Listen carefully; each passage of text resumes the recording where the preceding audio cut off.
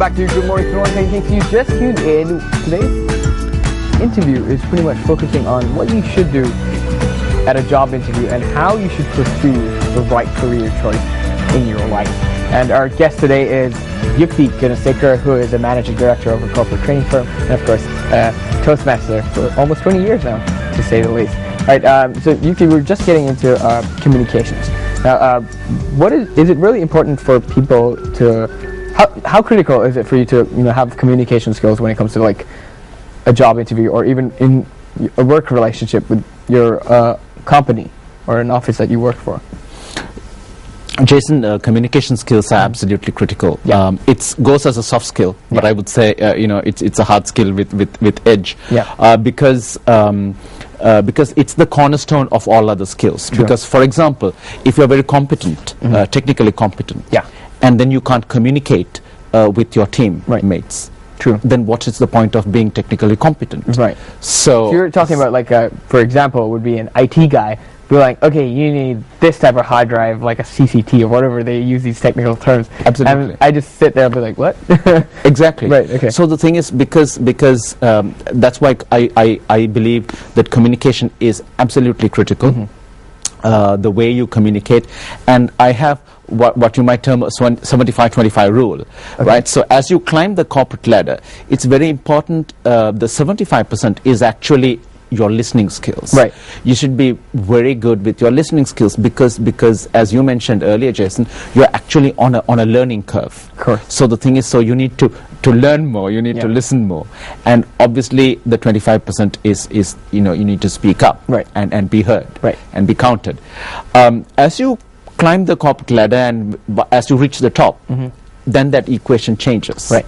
Then it's the 75-25. Right. That 75 will be actually speaking. Okay. Because as the leader of an organization, you need to guide communicate, guide people, tell people what to do, share with them the company vision, where the company is heading, what the company values are. So that becomes the 75%, and the 25% becomes the listening. Right. So this is something that I've observed in some of the best run organizations. Speaking about making the corporate climb up the ladder, now everyone knows that obviously you put in the hours, you put in your work, and you work really hard, you could make it up that ladder. But the one thing that they don't tell you is how do you make that climb without stepping on someone's toes? Because at the end of the day, let's be honest, it is somewhat of a competition with your coworkers. So how do you do that without stepping on someone's toes? Obviously, different people will have different responses to that question. My response is basically outwork your competition. Okay.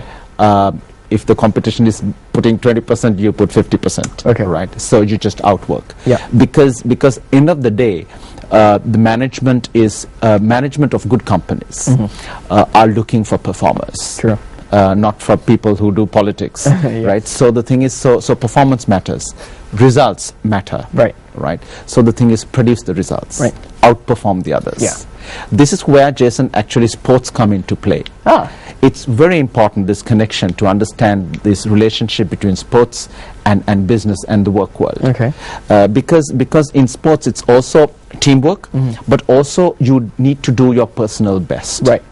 And you work as one team. Okay. Right. So the same thing, because many people draw many analogies between sports and business. Right. And I think it's a relevant analogy. Right. Speaking about, since you brought up politics, what happens inside an office? There seems to be problems in offices usually with employees with each other. There seems to be a lot of conflict. In that type of case scenario, how would you as a person stay motivated to yourself? Now you said put in more hours, put in more work, and really, build yourself up. How do you keep being motivated when sometimes things don't go your way? Maybe your boss might be like taking favor of another employee than you. Now, how would you keep yourself, fresh and alive when it comes to a situation like that? This again goes back to my sports analogy, right? Okay. Right? Because when you're on a sports team, right, you don't always get to play on the field. Sometimes you're the man on the sideline. Correct. Right? So the thing is, so that's why, Jason, I mentioned sports. It's a good training ground for you to understand how the work world works. Yeah. And in the scenario that you mentioned, Yeah. right, what I'm saying is, I'm not saying that, that you don't sort of take cognizance of the situation. Yeah. Right. You understand what is happening, but you ignore it. True. And then you focus on the areas that you can focus on and make a difference. Right. So that's I know it's easier said than done, but that really is the trick, to keep you somehow motivated. Right.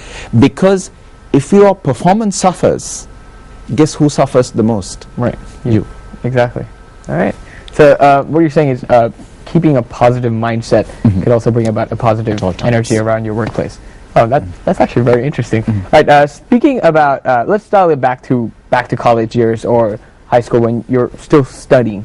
Now, I had this problem. Speaking about my case, was I chose my career. I chose my career when I chose my degree. Okay. So I think that's a misunderstanding that a lot of people think, like, if I choose my career, this is my degree, this is what my career is going to be. And then sometimes when they graduate, they have no idea what they want to do. They're like, oh no, I got this degree, but it's not exactly really what I want to do anymore. So how would you transition? What do you do when you're picking your degree? When you're going into college or any qualification, what do you do when you're picking that says, look, I will follow, to make sure that you're going to follow that same line of work after you pick that degree or high school diploma or whatnot? This is a common misconception, Jason. I'm very happy you brought it up, because the way I look at it, there's hardly any connection between the degree and the work that you do afterwards. Okay. You look at the practically what happens in universities. Right. I graduated from law school. Okay. But within, say, 5 years, you have the majority of the graduates are doing nothing relating to law. True. Okay. Right. So the thing is, so if we go back to what happens in the degree, the selection of the degree program is very important. Right. And my advice to our viewers is, if you are not too sure what to do a law degree. Yeah. Because law degree is a generic degree. It develops your thinking skills, your critical skills, your communication skills, and thinking abilities, which are very important skills for any line of work. Right. Of course, there are drawbacks also in the study of law, but there are definite positives. Yeah. So when you are determining which degree to do, I would look at 3 skill areas that you really need to develop. Okay. Because degrees are, for me, it's basically intellectual. It's investment in your intellectual development. Right. So the 3 skill sets are basically your verbal skill set. Yeah. Right. Your mathematical skill set. Right. And your problem solving skill set. Right. Those 3 skill sets are very, very important. Right. So the thing is, so when I say verbal, it's basically communication, writing, speaking, the whole 9 yards. Yeah. Right. The question to ask is, does the degree program really sort of help you develop this in this area? True. Right. The mathematical abilities, right? So the thing is, maybe if you're not very gifted mathematically, maybe you can ignore it. Yeah. But the thing is, if you're gifted in that way, maybe you want to go into engineering, architecture, what have you, or business for that matter. And obviously, even if you're bad at math, there are certain basic math functions like adding and subtracting that you need to do, that you need to know, right? Because people think, oh yeah, if I have a calculator, I could do it. But what happens if you lose a calculator? That's right. And Jason, the third skill set is your problem-solving skill set. So the degree program that I'm about to follow, how does it address this? Right. Okay. Right. So and the greater the challenge of the degree program, the better it is. Okay. Do I get an intellectual challenge from this program, or am I doing it just to get a paper qualification?